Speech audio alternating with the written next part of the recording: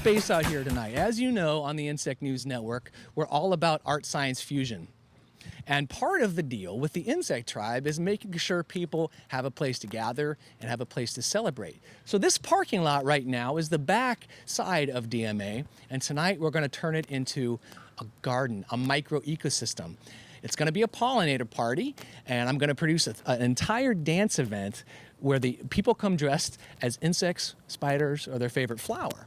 And the idea here is to not just give people a chance to have a good time, but it's really to celebrate this connection that we have with the microcosm, because it's such a beautiful artistic inspiration as well. And people all around the world, in urban culture, in graphic media, the digital arts, people are expressing this connection to the pollinators, the bees, the honeybees, the flowers, the hummingbirds, butterflies. It's becoming quite remarkable. Now, I think there's Doniece. So we're going to move around the corner here. Now, of course, this is Redwood Barn Nursery. This is run by one of the experts in gardening and pollination here in the city of Davis. And I'm very pleased to have on the Bee-a-Thon, this is Doniece Woody. So Doniece, I want to say thank you for Henry's Bullfrog Bees. They help underwrite the Insect News Network on radio. And I want to welcome you to the Bee-a-Thon 3. Thank you very much. Thanks for having us here. So tell us a little bit about what we're seeing here with the bees. So right here we have our observation hive. We take it out for many different events so people can learn a little bit about the inner workings of a beehive. So as you can see the inside of the hive. And in one hive there's anywhere between 20,000 to 30,000 bees. Yeah, so this is a kind of a small hive, but the delightful part is that people get to get up close and personal in a totally safe way. Yes. Because, of course, the biggest problem most people have with honeybees is, well, sometimes they sting. Mm-hmm. So when you take this hive out to people, what's the first question that people ask you about the bees? Ask you about the bees, if you can see the queen, where the queen is at. Everybody wants to know the queen bee, have you noticed? That's usually the first question. And then they'll ask about the worker bees, and normally I'll tell them they're all female and how many are in there.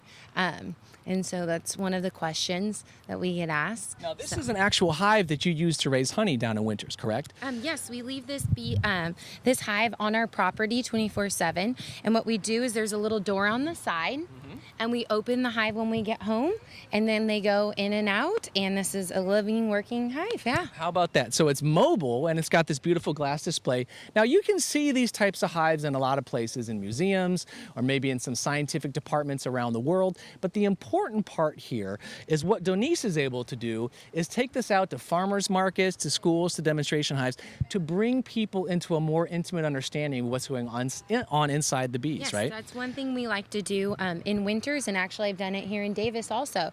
I go to schools when people ask, and we try to do outreach to teach kids about the importance of bees and how important they are to you and to me and how they affect us. Now, of course, the history of the honeybee-human connection is one of the most ancient in the world.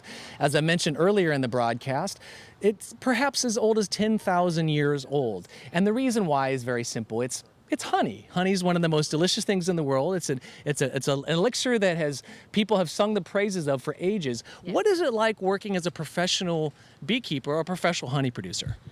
It's really fun. It's always interesting and new. It's very hard work. We've been extracting honey this week, and it's hot and it's sticky, but it's really funny because once you start working with them, you can start listening to them. They tell you when they're upset.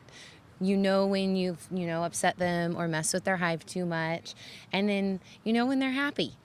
How about that? Now, again, what we're talking about is the human insect connection. The human honeybee interdependence is an ancient connection, like I said, but it has so much relevance in the modern world. And here we have somebody who works with the bees basically saying you can sort of communicate with them, right? You can. And to be honest with you too, my stepdad started this business about 6 years ago, and I used to be deathly afraid of bees. Oh, and now very interesting. I am around them all the time, and they don't bother me at all. Yeah, and this is another good point, too. A lot of what we have to do to reconnect with the insect world is education, is exposure, it's understanding. And the most important part with honeybees, of course, is that the man who decoded their dance language, I'll talk about that a little bit more in the broadcast, but the language of the honeybee is one based on movement and sound. His name was Carl von Frisch back in the 1950s. He said the world of the honeybee is like a magic well. the more you draw from it, the more there is to draw from. So tell me, Doniece, if you would please, if you could explain something that happened with the bees that really blew your mind. It really blew my mind. Let's think. They always kind of blow my mind. I think the first thing that I saw with bees that really blew my mind was the comb that the bees make. It is amazing and it's perfect. It's nature's art. And seeing the bees, make the comb is what blew my mind. So Absolutely. And of course, we just talked about the honeycomb structure just a minute ago. The thing the Bee-a-Thon viewers need to know is that bees build the honeycomb based on pure instinct, but it is also one of the most dynamic structures in nature. The honeycomb holds more liquid in a smaller space with less material than any structure in the known world. And of course, bees do it without any training. It just becomes sort of instinctive. Inside the hive, bees have different roles. That's what makes them a truly social creature. And with Doniece, you have so many things that you can sell and become part of the business of the hive. It's not just the honey, but there's other parts too, right? yes, actually today at the farmer's market, we were able to keep some comb and put it in our jars so you can get comb in our honey. There's wax that you can sell at the farmer's market. There's other vendors that buy it and make natural, wonderful lip balms and scrubs. There's so much you can use from a hive, literally everything you can use. Yeah, and of course, we're in the 21st century, so everything seems to be changing right now. Honeybees can actually serve many different purposes. The drones, for instance, can be bred for future human food sources. They're a high source of protein, but that's not necessarily where we always want to look to beehives.